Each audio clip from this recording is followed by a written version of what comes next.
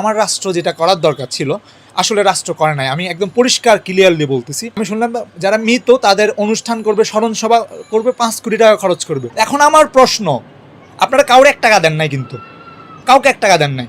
যেটা বলতেছেন যে ফ্রি স্বাস্থ্যসেবা, সেটা নিয়মতান্ত্রিক স্বাস্থ্যসেবা।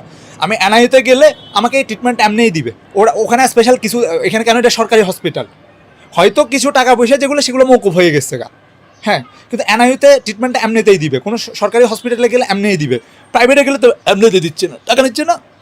তো আপনারা কি করলেন, এখন বলতেছেন যারা মরে গেছে তাদের স্মরণ সভায় 5 কোটি টাকা, স্মরণ সভায় 5 কোটি, তারা কি কবর থেকে লাশ তুলে আনে ইয়ে করবেন, ওখানে সম্মান দিবেন? কয়েকটা ছিল আমি এরকম পাইছি, ওদের সাথে আমার যোগাযোগ হয়েছে, কথা বলছে।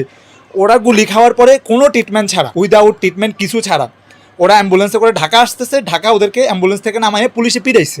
ওদেরকে ওরা বলছে ওদেরকে গুলি লাগছে, যখন পুলিশে বলছে আমার এখানে ব্যথা করে, আমার চোখে ব্যথা করে, পুলিশ কি করছে, নির্মমভাবে পিটাইছে এখানে যেখানে গুলি লাগছে। ডাক্তার বলতেছে এগুলো বের করলে তোমার সমস্যা হবে এখনকার পরিস্থিতি। আপনারা ওই ছেলেগুলোর খবর নেন নাই, এখন আসছে 5 কোটি টাকায় স্মরণ সভা করবেন। আপনাদের লজ্জা শরম থাকা উচিত।